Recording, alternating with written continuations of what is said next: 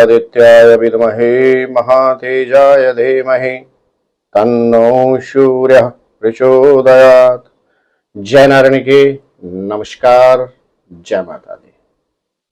आप देख रहे हैं अष्टोदेव और मैं हूं डीडी शास्त्री। स्नेह दर्शकों, आज एक स्पेशल यह प्रोग्राम अर्थात गोचर में महत्वपूर्ण परिवर्तन पर आधारित है। आज का यह प्रोग्राम सूर्यादि नवग्रहों में राजा, मान सम्मान, यत प्रतिष्ठा के कारक, रिश्तों में अगर हम बात करें तो पिता के कारक सूर्य, सरकारी सर्विस अथवा राजनीति में जो बहुत महत्वपूर्ण ग्रह होता है सूर्य, साथ ही साथ ख्याति, यश, वैभव के कारक सूर्य ग्रह करने जा रहे हैं राशि परिवर्तन। जी हां, देवगुरु बृहस्पति की राशि से निकलकर सूर्य ग्रह अपनी उच्च की राशि अर्थात मेष राशि में करने जा रहे हैं प्रवेश। और जहां पर सूर्य ग्रह का अर्थात अपने राजा का स्वयं वेलकम करेंगे सूर्यादि नवग्रहों में जो गुरु हैं अर्थात देवगुरु बृहस्पति। सूर्य और बृहस्पति के मिलने से अद्भुत शुभ संयोग बन रहा है और इस शुभ संयोग का आपकी राशि पर पड़ेगा कैसा प्रभाव, उसी पर आधारित हमारा आज का यह प्रोग्राम। स्नेह दर्शकों, वर्ष 2024 की यदि हम बात करते हैं तो 13 अप्रैल को सायंकालीन समय 9:04 पर मेष राशि, माफ कीजिएगा, सिंह राशि के स्वामी सूर्य ग्रह करने जा रहे हैं राशि परिवर्तन और यह मीन राशि से आगे बढ़कर मेष राशि में करेंगे प्रवेश। और सूर्य ग्रह का मेष राशि में प्रवेश करना हर तरह से व्यक्ति के जीवन में उन्नति और समृद्धि का कारक होता है। स्नेही दर्शकों, सूर्य ग्रह का मेष राशि में प्रवेश करना प्रकृति में भी एक नवीन संरचना का कारक होता है। मेष से लेके मीन अर्थात 12 राशियों में सूर्य निरंतर परिवर्तन करते हैं, प्रवेश करते हैं। मेष प्रथम राशि होती है और मीन राशि 12वीं राशि होती है। तो मेष राशि में जैसे ही सूर्य ग्रह प्रवेश करते हैं, यह नवीन संरचना का कारक, इसलिए इस संक्रांति को कहा जाता है। स्नेही दर्शकों, सूर्य ग्रह के मेष राशि में प्रवेश करने की अवधि को कहा जाता है मेष संक्रांति भी कहा जाता है और इसी को वैशाख संक्रांति के नाम से भी जाना जाता है। प्रिय दर्शकों, ज्योतिष के आधार में सूर्य ग्रह का व्यक्ति के जीवन में बहुत ज्यादा प्रभाव होता है। यदि हम रिश्तों की बात करते हैं तो सूर्य होता है पिता का कारक। यही अगर पत्रिका में, व्यक्ति की पत्रिका में सूर्य ग्रह योग कारक हो तो व्यक्ति के पिता के साथ बहुत ही मधुर संबंध होते हैं। इसी को अगर आगे चल के हम देखते हैं, यदि व्यक्ति की पत्रिका में सूर्य योग कारक हो तो व्यक्ति को शिक्षा दीक्षा में अधिक संघर्ष नहीं करना पड़ता है, अर्थात कम मेहनत के बावजूद बच्चा बहुत अच्छे नंबर लेके आता है। और यही अगर सूर्य फिर आगे चलकर योग कारक व्यक्ति की पत्रिका में होता है तो इंसान को प्रोफेशन में बहुत अच्छी उन्नति और समृद्धि प्राप्त होती है।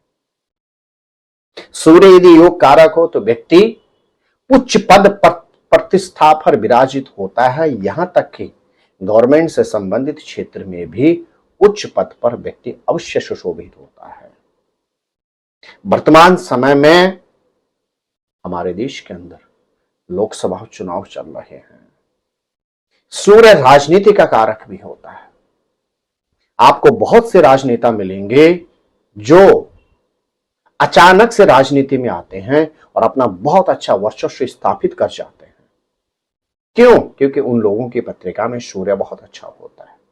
इसीलिए यह जो 1 महीने की अवधि रहेगी 13 अप्रैल से लेकर 14 मई तक, यह अवधि जितना हर किसी व्यक्ति के लिए महत्वपूर्ण है, उतना ही यह अवधि राजनीतिक व्यक्तियों के लिए तो बहुत ही महत्वपूर्ण है। यही अवधि होगी जो राजनीतिक व्यक्तियों के भविष्य के 5 साल की अवधि को निर्धारित करेगी। तो स्नेह दर्शकों, सूर्य ग्रह बहुत कमाल का होता है।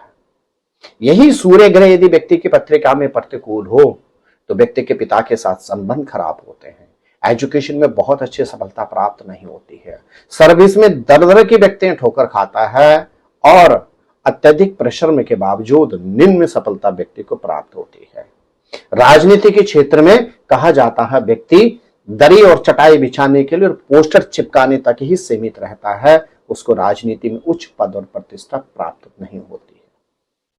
शारीरिक क्षेत्र की यदि हम बात करें, व्यक्ति के पत्रिका में सूर्य योग कारक हो तो व्यक्ति शारीरिक के क्षेत्र के साथ मानसिक क्षेत्र में भी मजबूत होता है।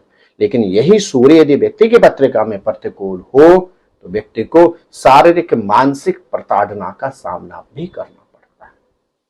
प्रिय दर्शकों, सूर्य ग्रह का इस गोचर में परिवर्तन से आपकी राशि पर पड़ेगा कैसा प्रभाव, इस पर करूंगा आपसे विस्तृत चर्चा। लेकिन उससे पहले यदि पहली बार आप हमारे इस यूट्यूब चैनल पर आए हैं तो चैनल को अवश्य सब्सक्राइब कर लें, बेल आइकॉन ऑन करके सदैव रखें ताकि प्रत्येक वीडियो की नोटिफिकेशन आपको सबसे पहले प्राप्त हो सके। आइए विलंब न करें, जानते हैं मेष राशि के जातकों के ऊपर इस परिवर्तन का पड़ेगा कैसा प्रभाव। यदि आपकी राशि है मेष तो अब सूर्य ग्रह आपके राशि में ही प्रवेश कर रहे हैं और सूर्य आपके लिए बहुत महत्वपूर्ण होते हैं। सूर्य आपके लिए होते हैं पंचमेश के स्वामी। मेष राशि के स्टूडेंट तो एजुकेशन के लिए बहुत अच्छा समय है और यदि आप मेष राशि के व्यक्ति हैं और आप सर्विस में हैं तो आपके ग्रह नक्षत्र कहते हैं 13 अप्रैल से लेकर 14 मई तक की जो अवधि है आपके प्रोफेशन में 4 चांद लगने सुनिश्चित है। प्रोफेशन में आपके उन्नति के योग बनते हैं। साथ ही इस अवधि में आपको संतान से संबंधित सुख भी प्राप्त होने की परिपूर्ण संभावना बनती है। अर्थात आपकी मेष राशि है और विगत लंबे समय से आप संतान के किसी भी क्षेत्र से चिंतित थे तो संतान की चिंता से आप मुक्त होने जा रहे हैं। साथ ही साथ यदि आप विवाहित हैं और विगत लंबे समय से संतान की प्राप्ति के लिए आप प्रयास कर रहे थे तो संतान प्राप्ति के भी आपके परिपूर्ण योग बनते हैं। सूर्य आपके राशि में आ रहे हैं, आपको थोड़ा सा अपना स्वभाव मधुर रखना होगा। स्वभाव थोड़ा सा आपका जिद्दी और हठी हो सकता है। यदि आप अविवाहित हैं तो चटमंगने और पट विवाह की आपकी संभावना बनती इस अवधि में। अपितु यदि विवाहित हैं तो पत्नी के साथ हल्के फुल्के मतभेदों का आपको सामना करना पड़ सकता है। कुल मिलाकर अगर देखें, सूर्य ग्रह के ट्रांजिट में मेष राशि में प्रवेश करना मेष राशि के जातकों के लिए परिवार से बहुत अच्छा समय, इन्वेस्टमेंट के बहुत अच्छे अवसर प्राप्त होंगे, सर्विस में उन्नति के योग आपको प्राप्त होंगे, संतान से संबंधित चिंताओं से आप मुक्त होंगे, आर्थिक क्षेत्र में आपके उन्नति के योग बनते हैं। अपितु अपने स्वभाव पर आपको नियंत्रण रखना होगा और पिता या पिता तुल्य व्यक्ति के साथ आपको मधुर संबंध रखने होंगे। क्या करें यदि आपकी राशि है मेष? सूर्य ग्रह आपके लिए विशेष योग कारक होते हैं। आपको सूर्य को बलशाली बनाना चाहिए। नित्य तांबे के लोटे में जल और रोली रखकर सूर्य को अर्घ्य दें। निश्चित सूर्य ग्रह आपको अनन्य कृपा प्राप्त होगी। जी हाँ, बात करते हैं वृष राशि वालों की। यदि आपकी राशि है वृष तो अब सूर्य ग्रह 13 अप्रैल से लेकर 14 मई तक रहेंगे आपके द्वादश भाव में और द्वादश भाव में किसी भी ग्रह का जाना चिंताओं का कारक होता है। इस अवधि में माता के स्वास्थ्य की आपको चिंता हो सकती है। माता की तरफ से या मां के समान व्यक्ति के स्वास्थ्य से संबंधित आपको कोई अप्रिय समाचार प्राप्त हो सकता है, तो माता जी के स्वास्थ्य का विशेष आप ख्याल रखें। इस अवधि में आपके ग्रह नक्षत्र कहते हैं किसी भी तरह के इन्वेस्टमेंट से आपको बचना चाहिए, अन्यथा हानि की संभावना बन सकती है। लेकिन हाँ, परिवार के साथ आपकी यात्राओं के शुभ अवसर आपको प्राप्त होंगे। सर्विस से संबंधित यात्राओं को आपको शुभ अवसर प्राप्त होंगे, लेकिन इन्हीं यात्राओं पर आपको थोड़ी सी सावधानी रखनी चाहिए। साथ ही साथ आपके ग्रह नक्षत्र कहते हैं इस अवधि में परिवार में किसी नए सदस्य के आगमन की संभावना भी बनती है। माता के स्वास्थ्य का आपको विशेष ख्याल रखना होगा। साथ ही साथ पिता के स्वास्थ्य का भी आपका ख्याल रखें और इस अवधि में प्रत्येक रविवार के दिन 5 मीठी रोटी बनाकर गौ माता को खिला दीजिएगा। पारिवारिक उलझनों से, विशेष तौर से माता अथवा पिता के स्वास्थ्य से संबंधित उलझनों से आपको निवृत्ति प्राप्त होगी। शारीरिक चोट आदि से आपको निवृत्ति प्राप्त होगी। बात करते हैं मिथुन राशि वालों की। सूर्य के गोचर में इस परिवर्तन से मिथुन राशि के वाले जातकों के जीवन में बहुत महत्वपूर्ण परिवर्तन आएगा। सूर्य ग्रह आपके लिए होते तृतीय के कारक। तृतीय भाव सिबलिंग भाई बहन का होता है। तृतीय भाव पैतृक संपत्ति का कारक भी होता है। और अब सूर्य ग्रह पहुंच रहे हैं आपके एकादश भाव में। आपके आर्थिक क्षेत्र में उन्नति के योग बनते हैं। इनकम ऑफ सोर्स आपके बढ़ सकते हैं, यानी एक से अधिक आपके आय के स्रोत इस अवधि में बनने के परिपूर्ण योग बनते हैं। लंबी अवधि के बाद भाई अथवा भाई तुल्य व्यक्ति के साथ आपकी मुलाकात भी इस अवधि में सुनिश्चित होगी। साथ ही साथ आपके ग्रह नक्षत्र कहते हैं इस अवधि में आपको यात्राओं के भरपूर अवसर प्राप्त होंगे। यदि आपकी राशि है मिथुन और आप हैं राजनीति के क्षेत्र में, तो निश्चित मान के चलेगा इस अवधि में राजनीतिक क्षेत्र में आपको विजय सिद्धि प्राप्त होने जा रही है। क्या करें? आदित्य हृदय स्तोत्र का नित्य पाठ करें और साथ ही साथ रविवार के दिन धार्मिक स्थल पर जाकर लाल वस्त्रें समर्पित कर दीजिएगा। निश्चित सूर्य ग्रह की आपको अनन्य कृपा प्राप्त होगी। आइए जानते हैं कर्क राशि वालों के ऊपर इस परिवर्तन का कैसा प्रभाव रहेगा। यदि आपकी राशि है कर्क, तो सूर्य ग्रह आपके लिए होते हैं धन के कारक, सेकंड हाउस धन के कारक। और अब सूर्य ग्रह प्रवेश कर रहे हैं आपके दसम भाव अर्थात प्रोफेशन में। आपके प्रोफेशन में चार चांद लगने की परिपूर्ण संभावना बनती है। प्रोफेशन में उन्नति तो निश्चित, आर्थिक क्षेत्र में आपको लाभ प्राप्त होगा, लेकिन द्वितीय भाव कष्ट का कारक भी होता है। इस अवधि में आपको न किसी को कर्ज देना है न किसी से कर्ज लेना है। साथ ही साथ कर्क राशि वाले जातकों को इस अवधि में वाहन से संबंधित सावधानी भी रखनी होगी और अपने आप को मानसिक क्षेत्र में मजबूत बना के रखना होगा। छोटी छोटी बातें आपको परेशान कर सकती हैं, खास तौर से ऑफिस में। हाँ, इस अवधि में आपके ऑफिस में कुछ राजनीतिक षड्यंत्र हो सकता है, जिससे आपको चिंतित होने की आवश्यकता नहीं है। पेशेंस रखें, संयम रखें, आपको इस प्रॉब्लम से भी यथाशीघ्र छुटकारा प्राप्त हो जाएगा। कुल मिलाकर देखें, कर्क राशि वालों के लिए सूर्य का यह ट्रांजिशन हर तरह से उन्नति का कारक है। आपको अपने मानसिक तौर पे अपने आप को समझाना होगा, मानसिक तौर पे अपने आप को मजबूत बना के रखना होगा।